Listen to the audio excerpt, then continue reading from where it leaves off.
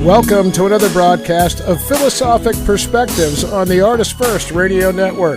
Past shows can be downloaded free.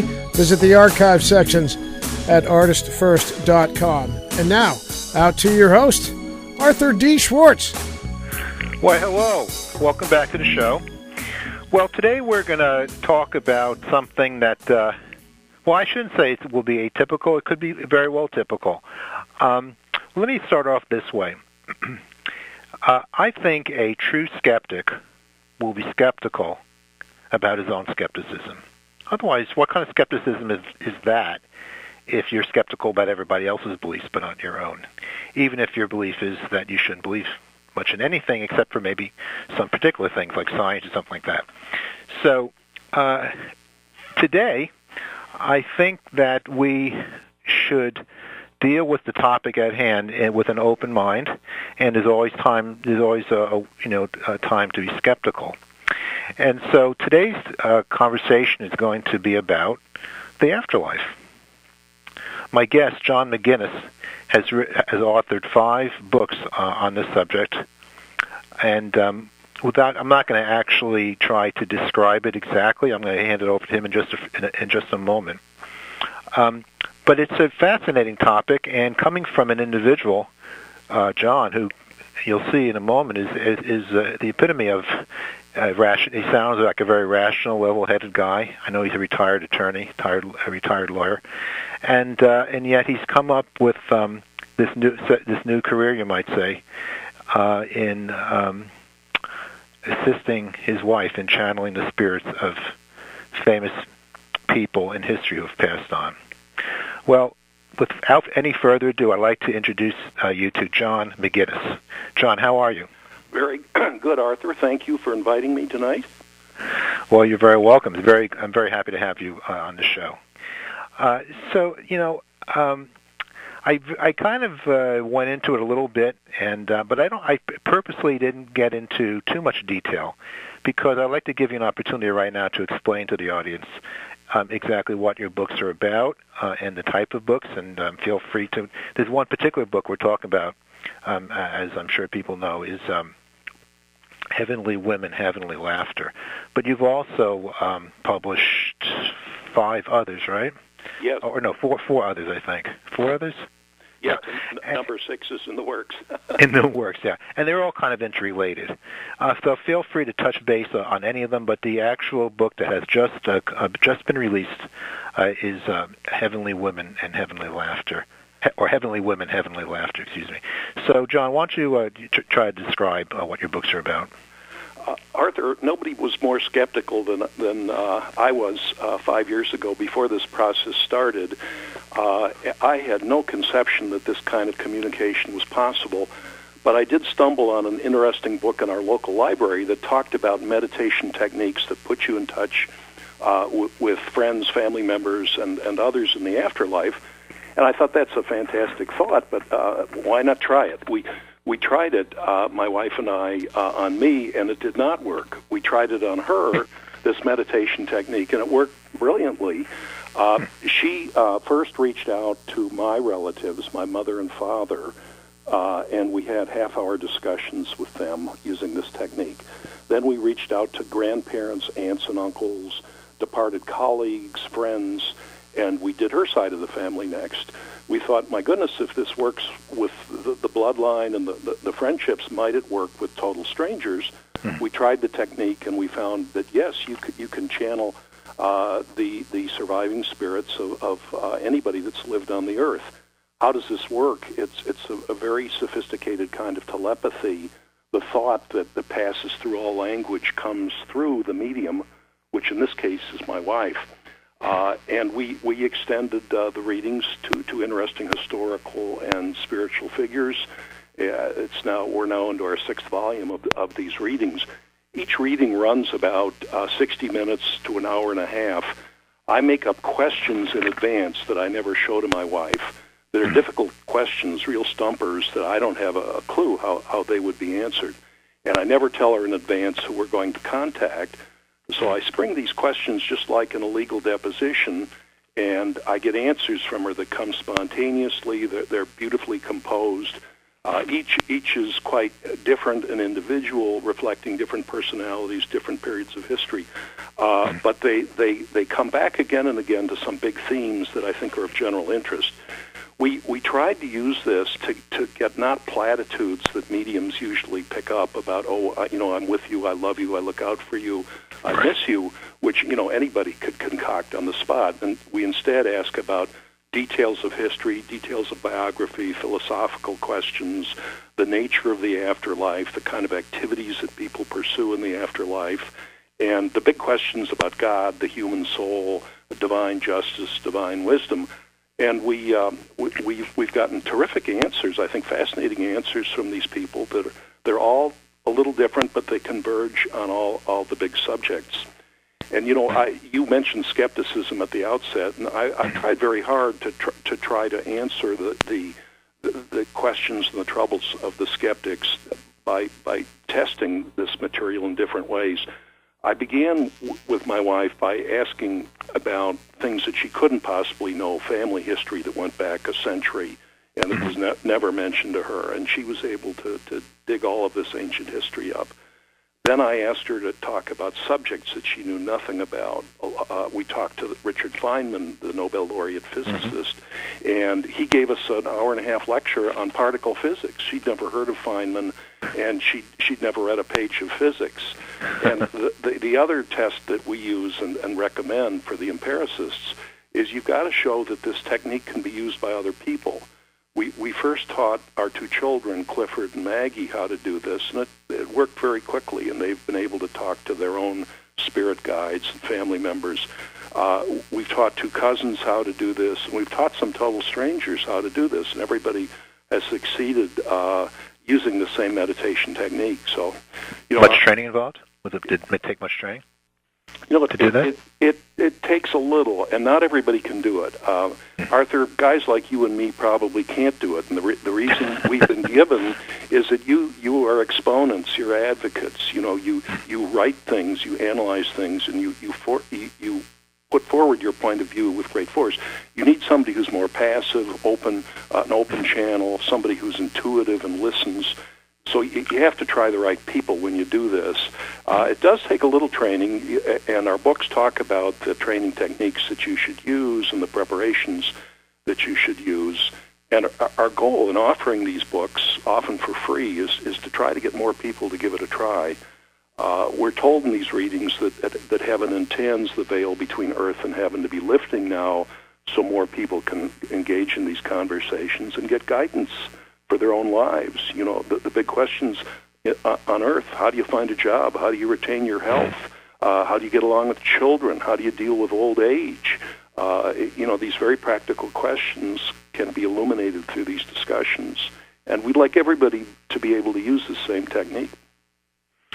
Now, so I think that I catch you there, that you feel that, or you've been told that, or through your wife, that there's changes occurring on a heavenly scale, right? And there's something happening that's producing a greater conveyance of this communication? Yes, it's funny. In these conversations, they compare it to a spiritual internet. That the internet has been a big development for the world. You can get access, as everybody knows, to history from all over the place and research from all over the place instantly. You can share books, from here to Australia or England, as we do, and they think that is a precursor of this more fundamental line of communication that's opening up now. And I was told by a publisher in this field that every year there are 200,000 new transcripts in America of these psychic readings, and of course not all of them become bestsellers, but more and more people are doing this. And the veil is coming down, as the biblical expression goes. People are talking to their loved ones. And the benefits from doing this, Arthur, are first, most people miss somebody very badly, whether it's a grandparent, a parent, a child, a loved one, a spouse, and they want some assurance that that person is still okay and that person is still involved in their lives and looking out for them. And people need practical guidance with the tough questions in life, and they need to know the details about heaven and what to expect in their own future so they're not filled with fear. I was somebody just filled with fear because of my age. I'm in my 70s. What comes next? I really wanted to know. And it's a very liberating experience to find that there is a next stage, and it's a step up in all respects. These people are smarter. They have greater perception than we do. They're more mobile than we are. The activities of heaven are wonderfully diverse. There's a different activity for virtually everybody that we've talked to. Some are healers, some are scientists, some are philosophers, some are travelers that move throughout the universe and bring healing to different parts of the creation. So there's lots and lots of interesting things to do. It isn't just sitting on a cloud and strumming a harp. It's a fascinating step up in your own development. Right. Yeah, strumming a harp for eternity might get a little boring, I guess, eventually. but some, I guess the harpists would disagree. Yeah. Now, I want to pick up that thread a little bit, later on the show about because of course, people have passed on. If they care for their loved ones, they always would be. That should be nothing new. But there seems to be, according to what I'm picking up from after reading your book and listening to you talk, that there's something going on, and so there's all kinds of philosophical and religious, writings about what happens, talking the end days or something, some kind of, and it doesn't necessarily be the end days that has a negative connotation or not, but the idea that where human history is advancing to a certain point in time, and when you talk about opening the veil, is that how you put it? Opening the veil? Yeah. Did you? Yeah. And what's that? Lifting it up. You're lifting up the veil. Yeah. Is there something about the human destiny or about where we're headed that why at this time this might be happening? According to what you're telling me, but we can pick up that thread later on. We can come back to it, but I'm just commenting a little bit about what you were saying, and it's very interesting to me that it theoretically there could be something at works and in the works, and of course a lot of people think that's happening on many different levels. So I guess on a metaphysical or heavenly level, it probably would make sense if it's happening here on historical, scientific, technological levels as well. Now,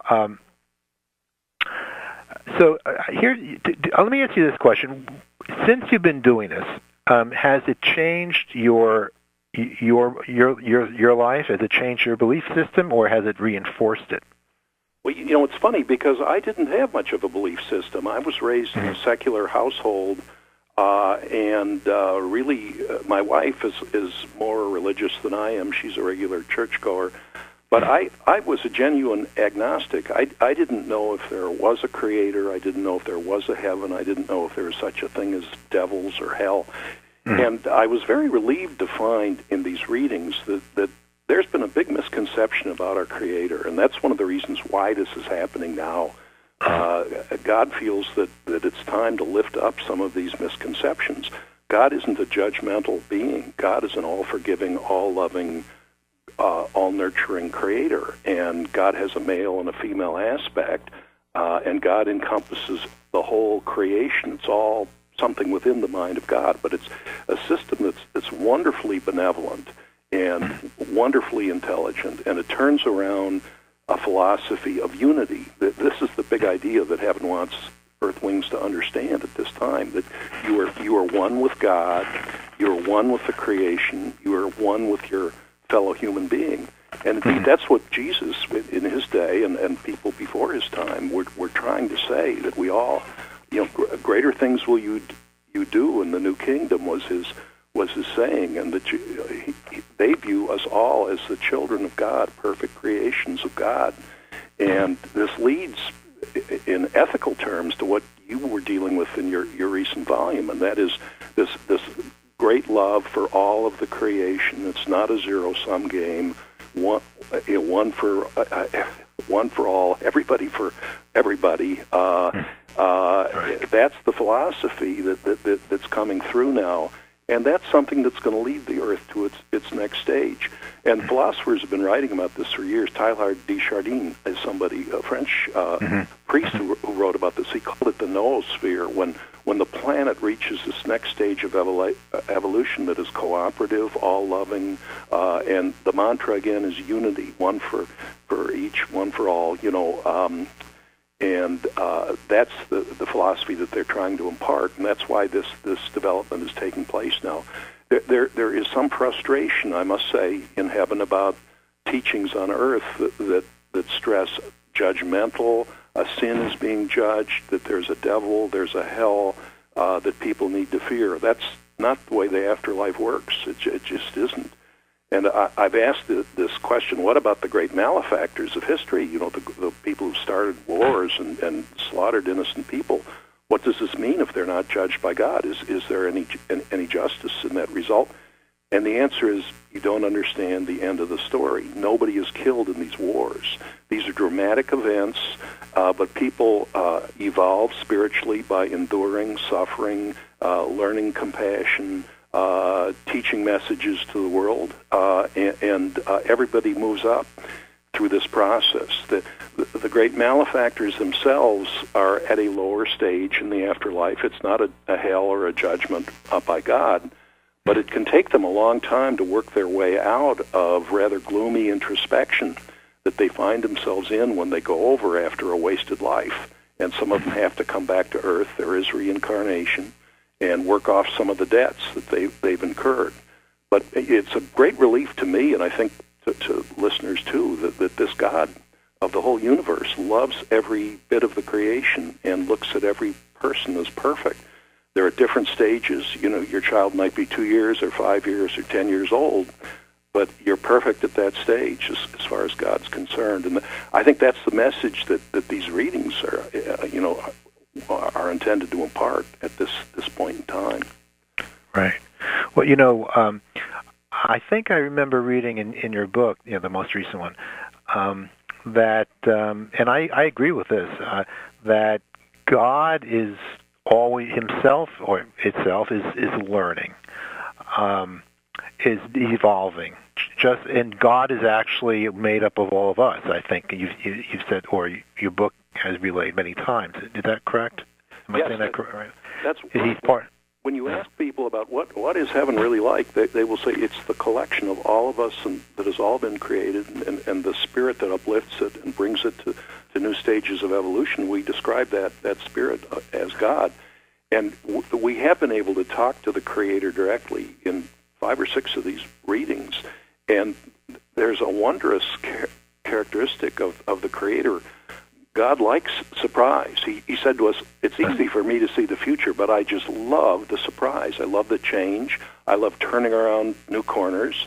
All of my creatures have freedom, and it's a delight to see what they invent and what new steps they take, and the new artistic creations they produce, and the new societies that flourish.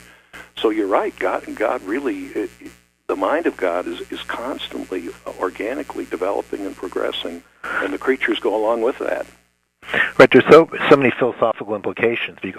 Right there, what you're talking about in terms of freedoms. In other words, if God is always surprised, he sees the future. He knows the future, but he's always surprised. He loves surprises, and that says a lot about what freedom might be like, and what determinism might be like, and how they both might be.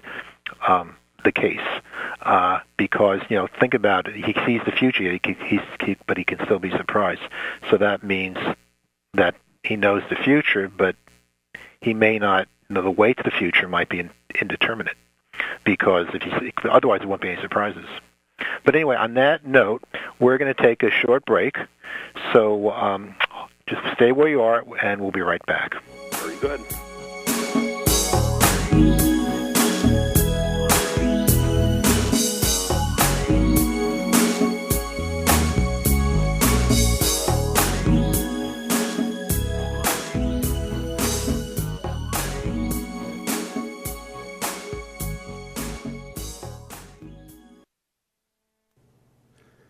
Are you a person who enjoys intellectual social interaction and finds digging deeper into the nature of things, from big issues to everyday life, an important part of the pleasure of life.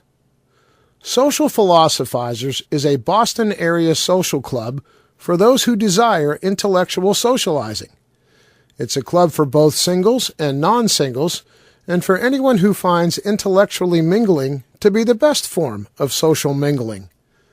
The club offers a variety of interesting venues such as philosophical get-togethers in private venues, book discussions concerning literature and philosophy, topical discussions over brunch or dinner, guest speakers, theater, after-work mixers, even long philosophical ruminations along nature trails or city streets, and more.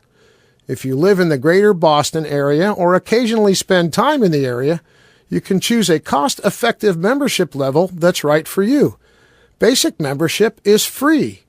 Find the link on Arthur's Philosophical Perspectives show page at artistverse.com or just search socialphilosophizers.com.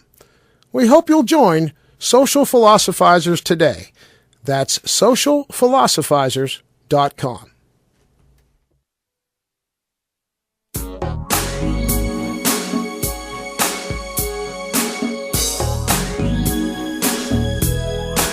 You are listening to Philosophic Perspectives on the Artist First Radio Network. Let's get back to your host, Arthur D. Schwartz. Hello again. We left off talking about the nature of God as it's coming through in these readings that John McGinnis does actually with his wife. His wife is the translator, I guess. And he is basically you're the reporter, right? You record. You're the recorder. That's right, Arthur. I'm almost like a secretary. I pop these questions. A divine secretary. And I write. The answers come so quickly, I can barely copy them down. It's like you cannot believe the speed. But they come out in perfect English, perfectly punctuated. Right. Which is remarkable to me because I'm unable to extemporize that way, and my wife is totally unable to do that. But these readings come through with perfect clarity. She's the medium. It takes what they say, a sender and a receiver. She's the receiver, and I send the questions through her. I never show her the questions in advance. They have to be complete surprises, and it would be very hard to fake this. They come so quickly. We get 40 answers in an hour. So there's just a minute and a half to answer each question, and we take up very sophisticated issues, philosophical issues, scientific issues, issues of history, and so forth. And they talk about things like the question of freedom that you mentioned, and they all insist that there is freedom of choice for human beings. And because of that, they hesitate when I ask them about the future, and sometimes they've given me false answers. I asked about the presidential election in 2008. I was talking to Milton Friedman, and he said, I think that Romney's going to win. And at the time, that was a completely accurate projection of the trends. This was 6 months before the election. But of course, things turned around, and what they are able to see is trend in thought, but they can't decide what the person's going to do in the ballot box, what the ultimate decision is going to be 6 months later. Right. So I've refrained from asking questions like that. And in one of the conversations with the Creator, he said, I could tell you about the next decade of your life, but do you really want to know? And I said, no. I said, I don't want to know. Right. But Romney was, I think, the 2012 election, I believe. I'm sorry, the last election, excuse me. The last election, right. Yeah. Well, now, by the way, I just want to mention, some of your other books. Your first book is fascinating to me, of psychic readings with the thinkers of heaven. So a lot of the great thinkers, and I think your first two books, you had some, philosophers and other great thinkers. That must be something. I mean, it's amazing what you said about your wife, telling about Richard Feynman and what he was saying. Yeah. And your wife has no background in physics, right? She's never read a page. And one of your friends we talked to in the first book was Plato himself, and she's never studied philosophy, but Plato again talked about some of the great issues in philosophy in a very sophisticated way. And I asked him, what about the Republic? Kids in school are reading the Republic, and yet Bertrand Russell and others have said that's a fascistic tome. It's the idea that the government would be controlling you to the last degree and propagandizing you and telling you how to raise your kids. That doesn't sound like Athens at all, and yet people today in the academic world think it's a great book. And he said, I had to write that book because we lost the Peloponnesian War, and I was told by the Spartans that this is the way the world is supposed to work. If I expected to survive, I would write their worldview into my next book. That is definitely a new spin on that. Thank you for that.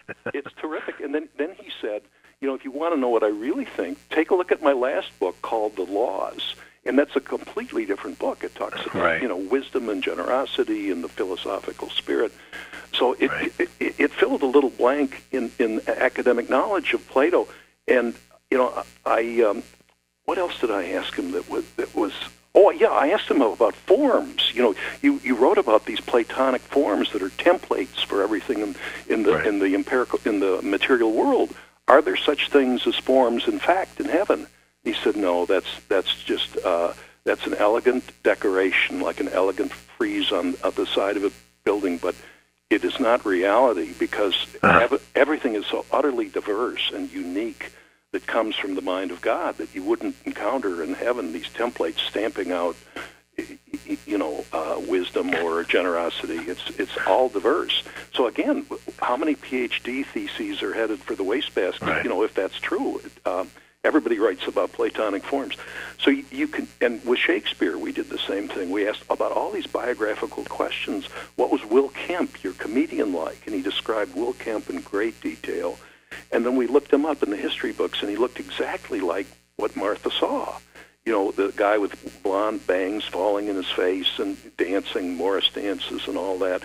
And we asked Mozart about his sopranos. What was Nancy Storch like? And he described her in great detail. And then Anna Gottlieb, what was your other soprano like? And he described her in great detail. We did Virginia Woolf, and we asked all kinds of questions about her biography. And I sent them to a lady in England who was writing another book about Virginia Woolf. And she thanked us profusely, saying, this gives me all the leads I need for the new biography that I'm doing on Virginia Woolf. So the use of these readings for academics, I think, is tremendous, as well as people that just want to get a better feel for, the afterlife and the welfare of relatives. And when we talked to Feynman, he said, we want to work with you. Tell your scientists, keep doing what you're doing in your productive activities, but we want to help. Reach out to us, get inspiration from us. Call us up, just as McGinnis is doing. So I think that, when you think of this as a kind of a spiritual internet, that's exactly right. There's all kinds of wisdom waiting to be tapped by people here on Earth.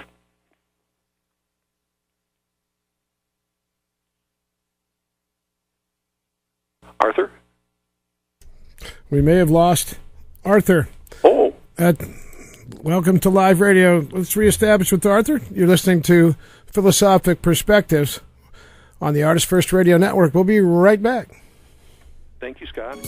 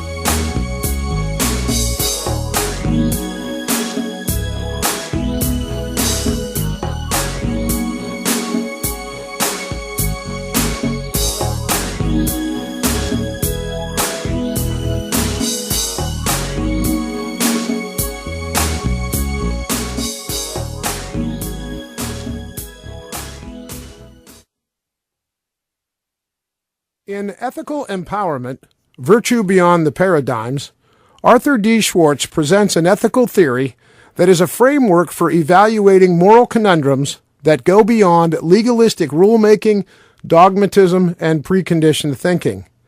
The book is as much an ethical framework for unconventional ideas as it is for staying with convention. Ethical Empowerment is a manifesto of non-doctrinaire perspective.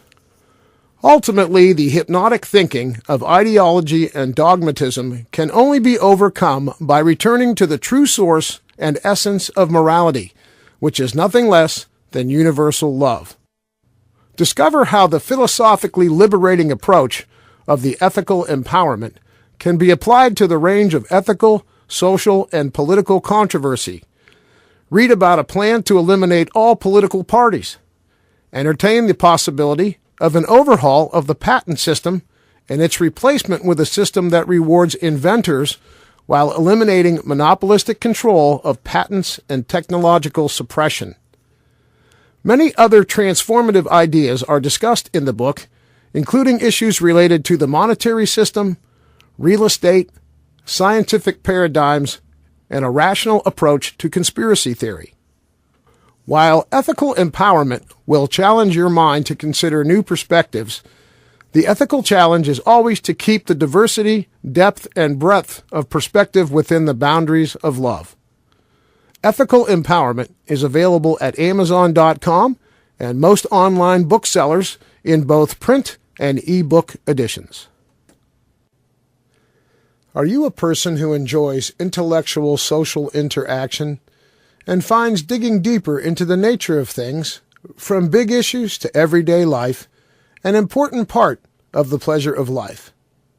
Social Philosophizers is a Boston area social club for those who desire intellectual socializing. It's a club for both singles and non-singles, and for anyone who finds intellectually mingling to be the best form of social mingling. The club offers a variety of interesting venues such as philosophical get-togethers in private venues, book discussions concerning literature and philosophy, topical discussions over brunch or dinner, guest speakers, theater, after-work mixers, even long philosophical ruminations along nature trails or city streets, and more. If you live in the greater Boston area or occasionally spend time in the area, you can choose a cost-effective membership level that's right for you. Basic membership is free. Find the link on Arthur's Philosophical Perspectives show page at artistfirst.com or just search socialphilosophizers.com. We hope you'll join Social Philosophizers today. That's socialphilosophizers.com. When tornadoes raked the South, it was ham radio that was on the air, saving lives. As communities lay in ruins, it was the hams who let their families know their loved ones were safe. When the power and cell phones went out, the hams were there, helping rescuers get the message through. Wherever catastrophes strike, amateur radio is ready. Amateur radio works when other communications don't. Contact the ARRL, the National Association for Amateur Radio, on the web at emergencyradio.org. That's emergencyradio.org. Hi, this is Gary Paul Corcoran, author of South on Pacific Coast Highway. Picture a hot and restless summer night, a sleepy little beach town along the Southern California coastline. The phone rings in Michael Devlin's downtown office. An old friend of his is on the line, having just been arrested for murdering his wife. Thus begins the tale of our jaded private detective slumming his way among the sometimes seedy but always alluring California beach towns. 3 more murders soon laid at his feet as he doggedly attempts to free his wrongly imprisoned friend and wrest a bit of enlightenment from a handful of better-forgotten dreams. Add in a cheating wife, a hard-nosed cop, 2 pain-in-the-butt feds, a couple of nasty boys from south of the border, a fortune teller, along with a miniature poodle named Butch, and you have the ingredients for a searing portrait of life along the Southern California coast. Available for just $3.99 on Kindle and all your favorite ebook formats. South on Pacific Coast Highway. It's a drive down Coast Highway you won't soon forget.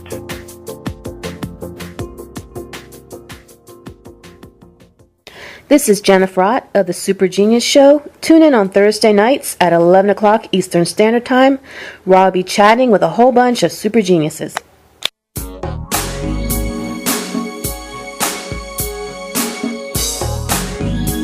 You're listening to Philosophic Perspectives on the Artist First Radio Network. Back to your host, Arthur D. Schwartz. Well, hello. We had some technical problems, but I guess hopefully we are resolved now. And I actually have no idea where I was when we broke off. But we can there's so many different angles to go here.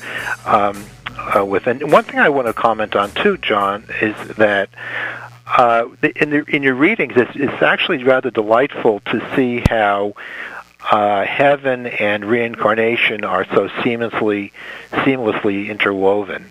Some spiritual traditions and some metaphysical perspectives sort of have either one or the other. And actually, what you're saying or what you're reporting is that they both exist, if I can put it that way. There is heaven and there is reincarnation. That's exactly right, which was a complete surprise to me too. I assumed it was one or the other, if any of the above. But what we hear is that it is not a continuous process, and that people may reincarnate in all eternity 10 or 12 times. But there are a few we talk to that just cannot get rid of the love of being in the material world.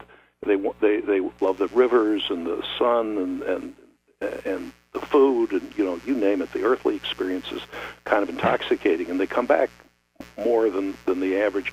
But the vast majority of people we talk to said, well, yes, I had this prior life and that prior life, but I don't anticipate going back again. I feel this is my place, and I'm more effective here because, of course, there's so many advantages to being there. They're not confined to a flesh and blood body. They're much more mobile. Their intelligence and information are, astronomical, and they don't feel any compulsion to come back. One interesting exception was Winston Churchill, who said, I'm sitting at the edge of my seat watching earthly history, and I don't like rest. I revile rest, he said. That's the expression I've ever heard. And he said, I'm waiting to get back into the battle. I never felt more exhilarated than when I had my men all around me, and we were fighting for the good cause, for freedom and justice and so on. But most are quite content. All my family members were very content with the heavenly experience and weren't eager to come back. Although it's interesting because the saying that heaven cannot dispense with earth, there's a lot of truth to that. They have asked us for help with things that they want. For example, there was an Indian chief who became a guide for my wife named Red Cloud. He ruled over the whole western United States in the 1850s and 1860s.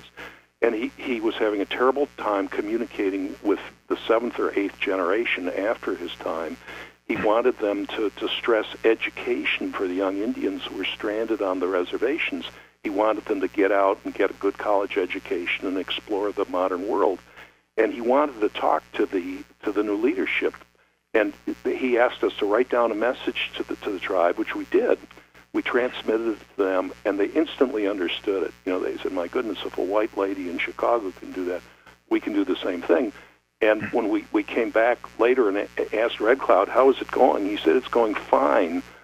They understand me completely, and if I need to have you tell them anything more, I will. But he was so happy to get this message through.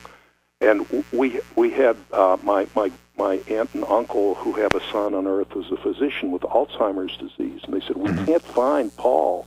Can you help us find Paul?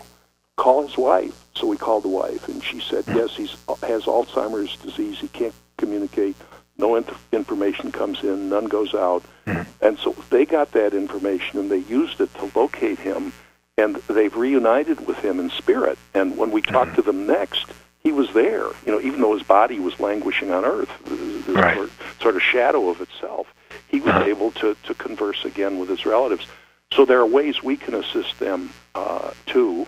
And we did the same with the family guide, Hadrian, who really wanted to work on this bridge building process. He was he was a great traveler in his life in Rome, and he wanted to work on this again. So we brought him right into our household, and he works on these readings, and he's helped us make connections all over the world. So, it flows back and forth. People can interact and support each other without the reincarnation. And this whole bridge is supposed to, tie the communication up more efficiently and provide for these reciprocal healings. Right. That's extremely interesting. Now, I want to just let the audience know that if you go onto Google or one of the search engines, just type in John McGinnis Amazon author page, and it'll take you right to the Amazon author page where you see his 5 books, and you'll be able to order them as well. So, one thing that I want to ask you, John, is you could get a sense of what is it for the sake of? So, do we live here on earth for the sake of heaven, or do people go to heaven and do what they're doing in heaven for the sake of the earth?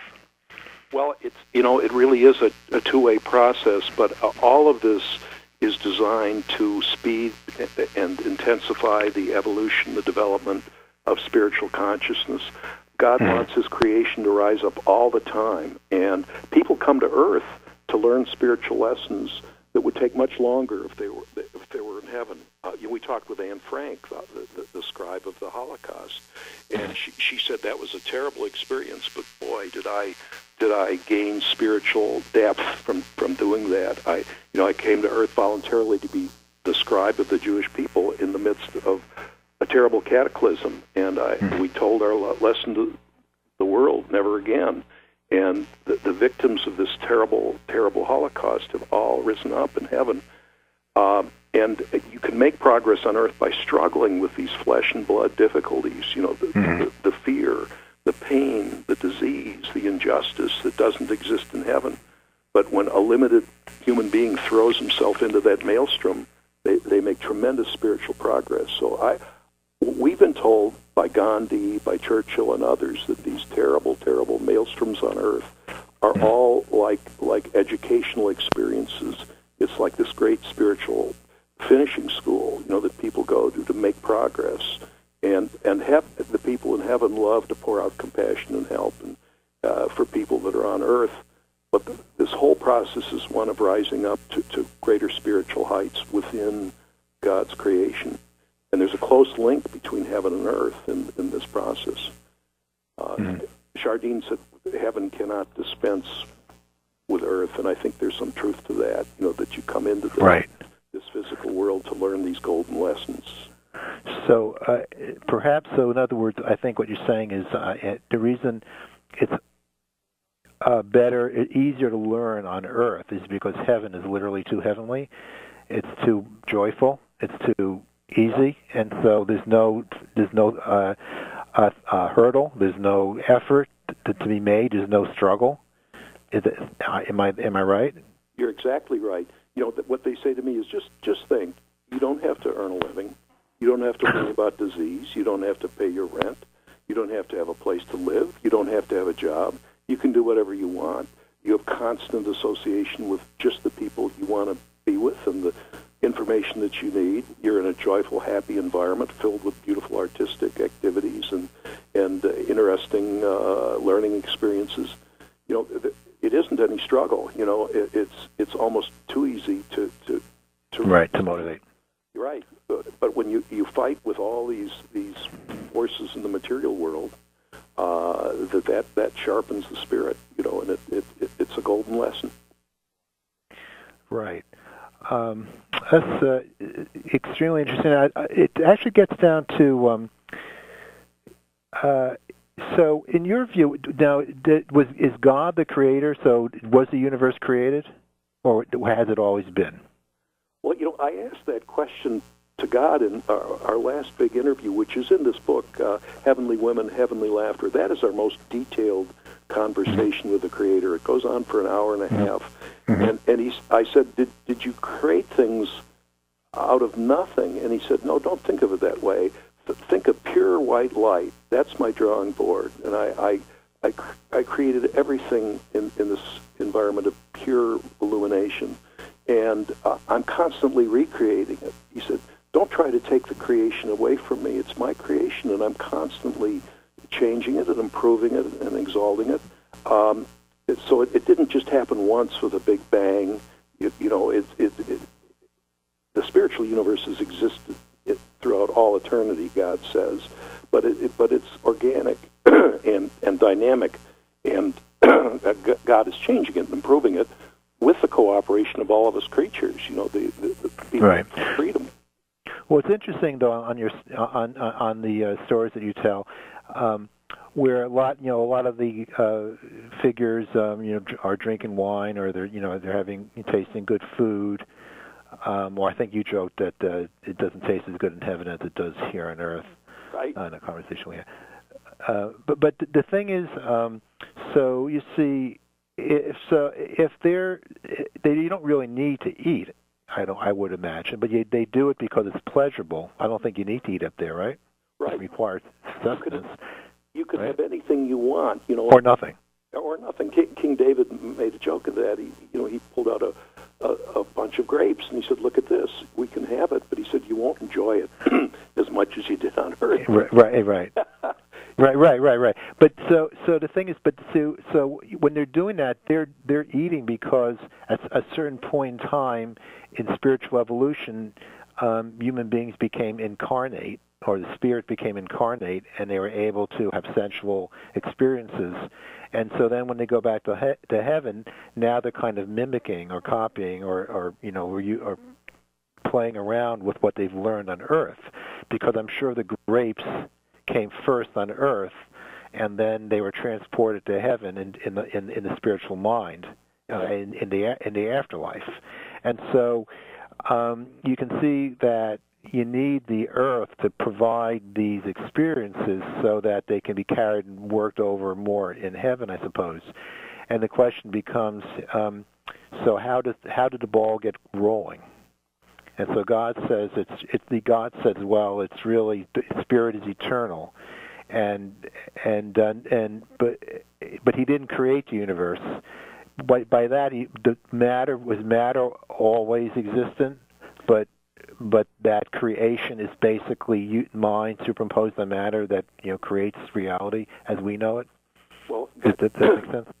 Yeah, God did say to us that the universe has always existed. And I said, well, what was before? And He said, I don't think of what was before. This has always existed and always will exist. And what you take with you when you leave the earth and you go to heaven is the state of mind that you had when you left. And so a lot of people, when you meet recent graduates, they're doing exactly what they're doing. They're playing golf. They're drinking scotch.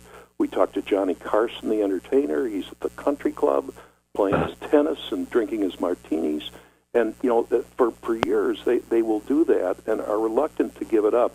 But those that have been there for thousands of years, you're talking then to more abstract beings. And we include some of them, some ancient figures like Aristophanes and Juvenal in our most recent book. And they are more like thoughts in the mind of God, and they're in big networks with other intelligent beings, and they are working on great projects, but they describe themselves as being at the heart of God and not at the borderland where life is somewhat similar to what we're used to. And some of it's a little bit dark. I should tell you, Arthur, that if you those who commit suicide, we talked to Robin Williams, and he was in a dark place. Right. But we all prayed for him, and we asked our guides to help him. And the next time we talked to him, he was fine. He was surrounded with light, and he was going to events with other comedians, and he was a happy guy. Same thing with Richard Pryor. He said, "I'm still taking drugs, and I don't want to be taking drugs." And we told him, "Look, you're connected to God. You're a perfect being. You're not a junkie, and you just have to wait for those incoming calls from God and use the help of our guides, and you can lift yourself up." And the next time we talked to him, he was surrounded with light, and there was a great reunion for Aristophanes that these theatrical people put on, and he attended it, and he was one of the speakers. So this is a lesson that's important to pray for people who passed away, your relatives and loved ones. Right. It really has an effect. And we saw that dramatically with these two people. Now, two characters that captured my imagination while I was reading your book, Heavenly Women, Heavenly Laughter, were the characters Christopher Hitchens, the famous atheist who died a few years ago, and Frederick Myers, the very famous parapsychologist, one of the early psychic researchers in England. And so you have these two figures, one the atheist, and now, of course, in a small-minded way of looking at things, you might meet Christopher Hitchens and says, "Aha, we gotcha. you were wrong." But then you got Frederick Myers, and so is he going to gloat that, "Yeah, I knew it all along"? So, and I think on some level you put those two figures in there. I mean, you contacted them. I mean, I don't mean to. I'm just saying that you included these two individuals in the book, and they do represent two opposite poles, wouldn't you say? I would say so, and it's funny. Those readings do show you how personality perseveres. Hitchens was the same guy. He was funny. He was sarcastic. He was really feisty in debate.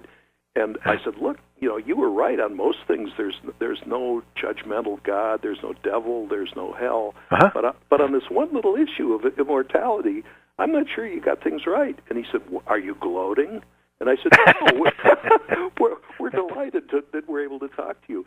And we asked, what are you doing? And he said, well, I'm still with my friends, and I hear smoking is bad for you, so I've ceased smoking, but I still enjoy my wine, and I'm a great reader. And I said, well, look, now that I've got you rolling, tell me, what is your conception of God? You didn't have any conception of God before. And he said, my conception of God is that it is all of us. It is all of the creation. It is the spirit within us. And I don't see a separate God. He said, some people do see a separate God, but I don't see that at all. So he said, see, I was right after all, smart ass. Yeah, well, I mean, he might be right, because to me, the fundamental questions really are what that there's no judgment, that God isn't judgmental, and all the things that he was talking about are ultimately really more important, because that's the point. That's the point of it all, I think. And people have slightly different descriptions of God.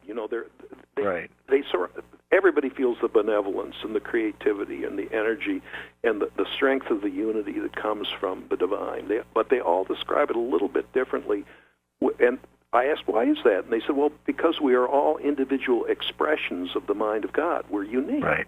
That's right. So, of course, you're going to hear slightly different descriptions, but you put them all together, and I think you get a nice composite. It was fun to talk to Myers, because he is the father of research. He was the man who set up the Society for Psychical Research in England, and he is working very hard, as he did before, on building this bridge.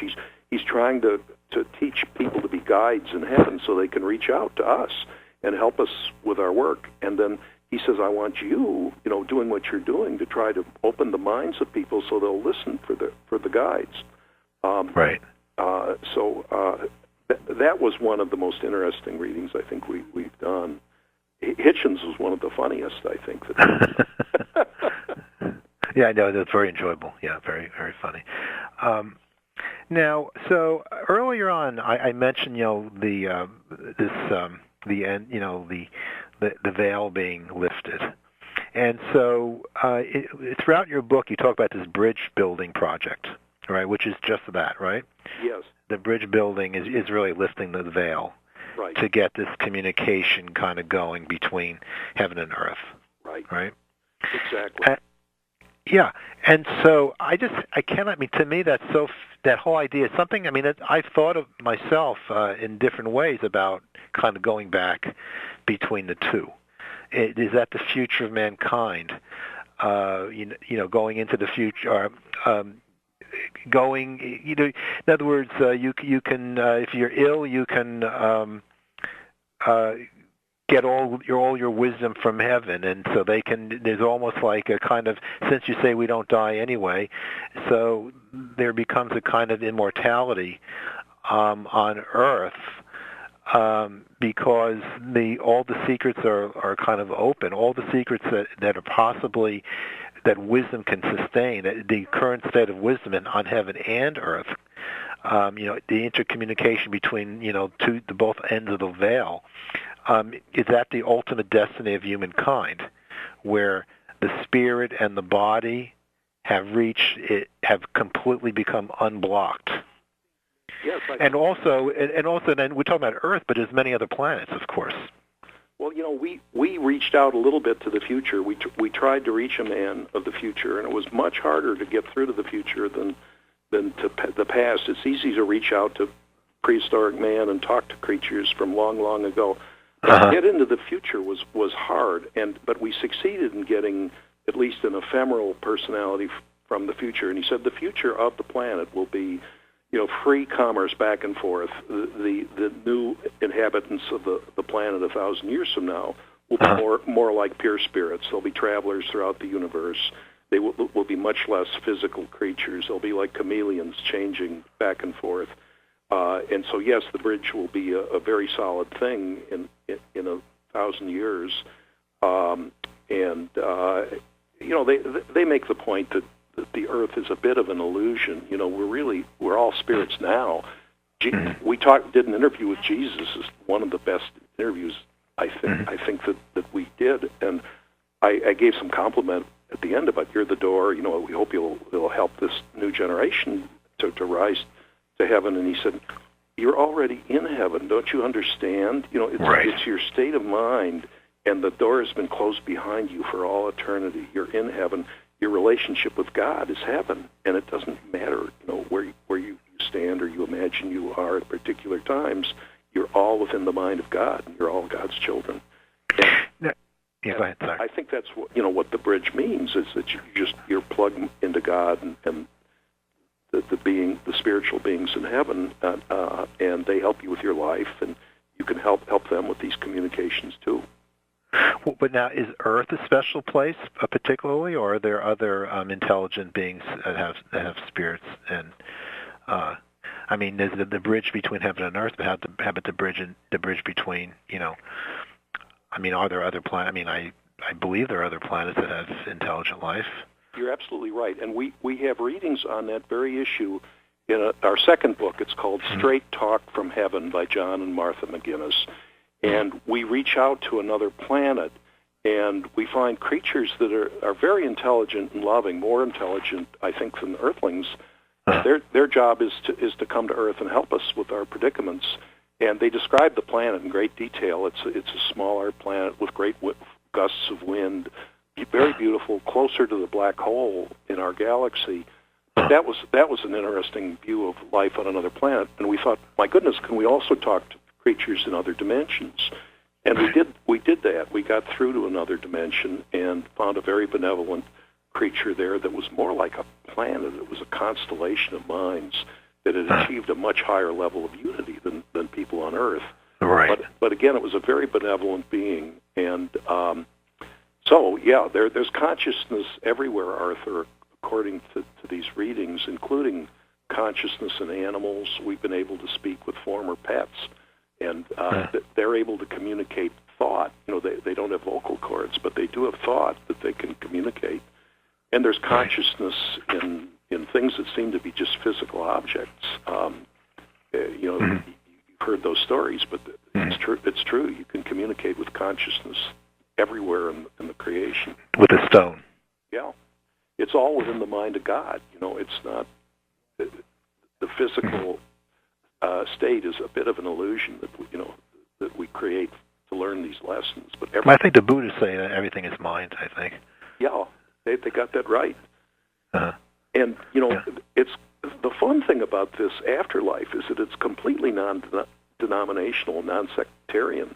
The Catholics, the Jews, the Hindus, the Taoists. They all are part of the same network, and unity is their cry. And it isn't like one group gets in and another group is excluded. No soul is ever banished, they told us. Right. Well, this was really extremely interesting, and as you know, I do a little bit of work with past life regression, and some of the literature on that is similar in a way, where you have this information coming back in seemingly impossible ways that transcend every scientific paradigm, and from my standpoint, whether you can prove it or not, somehow, some way, you've come across a method to tap into profound wisdom. And so there must be something to it, John. That's what I think. Oh, that wisdom must be coming from somewhere.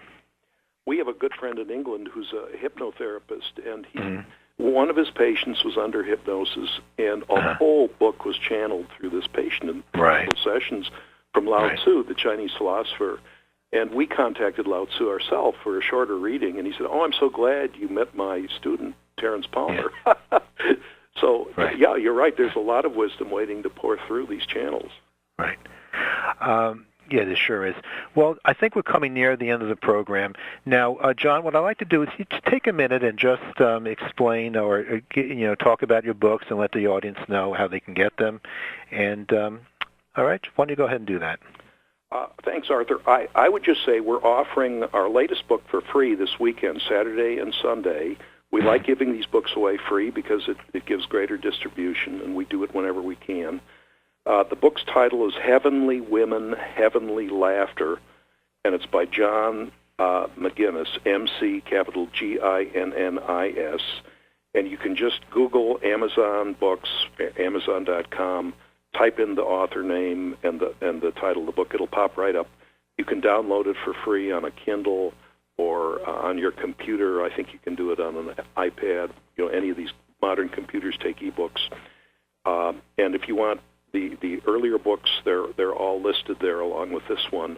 Just look up the name McGinnis and pop in the word heaven or heavenly, and these 5 books will come up. And there's a 6th book coming up later this year, and we do try to make them available for free just to increase distribution. Our goal here is not to make a profit, but to share what we think is very consoling information about the universe we live in. Well, John, it's been really a delight to have you with us today. Perhaps you can come back again, talk about some of your other books, I think, particularly Psychic Readings with the Thinkers. I think I want to do that one. Oh, I'm delighted. And so I thank you so much for joining me today in the program. And so this concludes tonight's broadcast. And for links regarding my book, Ethical Empowerment, the Social Philosophizers Club, and my philosophical counseling and hypnotherapy practice, you can visit arthurdschwartz.com. And so this is Arthur D. Schwartz reminding you to live well and think deeply. So until next time, everybody, good night.